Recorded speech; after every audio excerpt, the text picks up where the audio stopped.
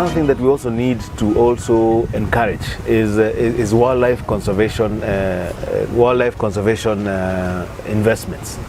Like you find a lot of areas like in Lake Kipia, there's a lot of wildlife conservation where people just get ranches and be able to keep animals within a wildlife area that is a corridor for wildlife, and also now conserve it for now to protect the wildlife, and also to use it as a facility to be able to income generate. We also have the opportunity for young investors to also get into the tech area. Technology is one area that was very attractive, because nowadays, even from your own sitting room or from your own office, you can be able to just get onto your phone and be able to look for a location. You don't need to travel so far to go to a tour operator's office. You can get some of these things on your apps, on an app. You can get it on a website. So some of those technological innovations has made it easier for people to be able to look for destinations to travel to in a very easier way. So technology is one very, very important issue. The other issue that is also very important, as I told you, hospitality is key in this country because of the culture that we have and the kind of people we have, is also the training facilities. If you look, in the 70s, we had only maybe one government training institution, which was Kenya Utalii College. But now there's a lot of colleges training hospitality, and it's an attractive thing to the young people. So it's important that people also look at how best can we have training institutions that can be able to train these young people about hospitality, and also teach them about the attraction of the country and how best can we sell this country as a tourist destination to the next generation.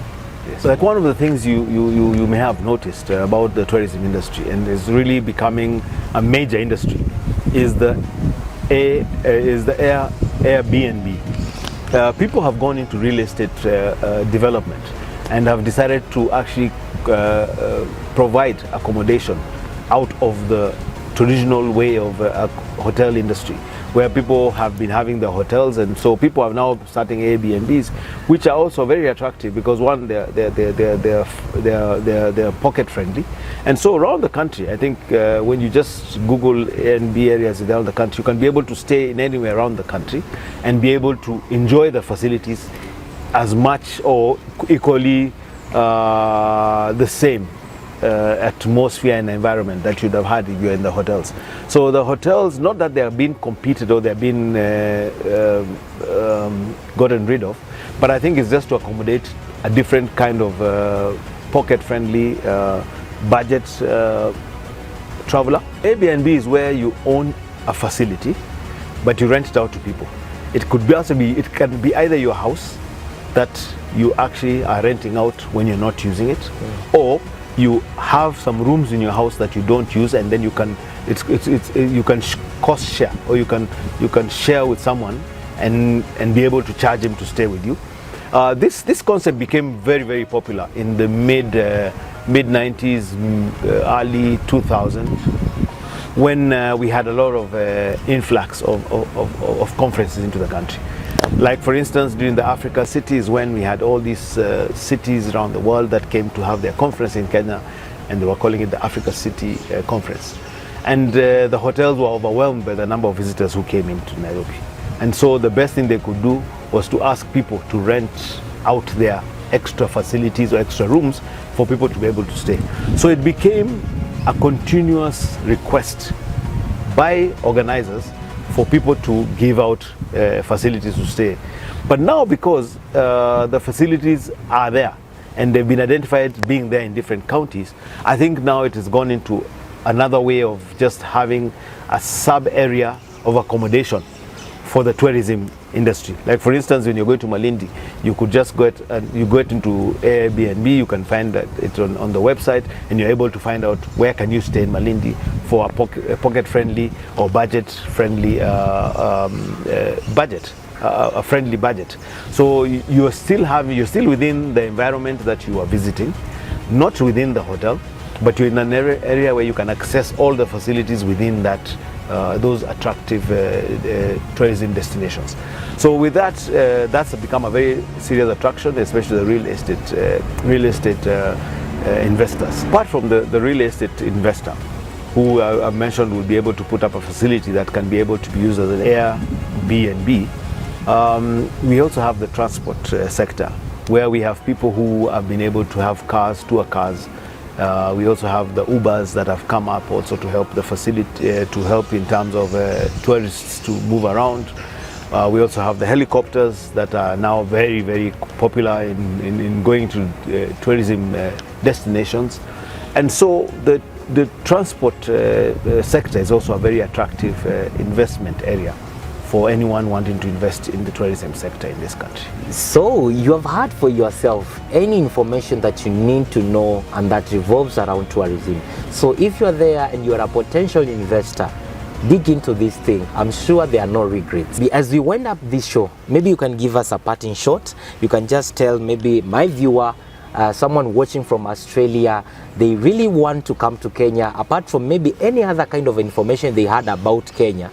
You can just tell them maybe how tourism is attractive and how maybe they can find joy in it. Viewers, as Lovey has just told you, you're watching The Insight with JM Keith. The reason why I felt it is important for us to have this conversation and be able to speak about tourism is because I've been in this industry for over 30 years, and with the experience I've had from the 90s to the 2000s to now the year 2024, I feel that the tourism industry in this country has evolved. We have gone through a lot of changes. We have had our bad times during the clashes of the elections of 1992. We recovered again through that time. We had again 1997 when the tourism sector also went down. We also recovered from it. We also had the COVID period where we had a very low tourism, but now we are recovering again from it. So it tells you that the tourism sector in this country is very attractive, one. It's very positive. And also with the devolving of the tourism sectors in all counties, it is becoming very attractive to travel around the country, and we are able to see various attractions in the various counties that are around this country. In the 47 counties in this country, I'm sure every single area has an attraction, and also every single area has a way of being able to generate tourism income, not only for the counties but also for the national good. And I think with the development and with the push by the county governments to be able to push the tourism sector, it is important for us to take advantage of this thing and get down to the different counties and be able to see what are the attractions down in the counties and how best can we invest in every single county. I'll be traveling around the country to see the various attractions, be able to encourage the various investors, and also to be able to bring out opportunities of different ways of investing in this tourism sector in Kenya. Welcome viewers, and karibuni sana. Keep watching us. This is The Insight by JM Keith. JM Keith, that is it. Stick around. This is only but the beginning. It was a pleasure having you, sir. A pleasure being had with you. Okay. Thank you very much. Okay, let's meet in the next episode.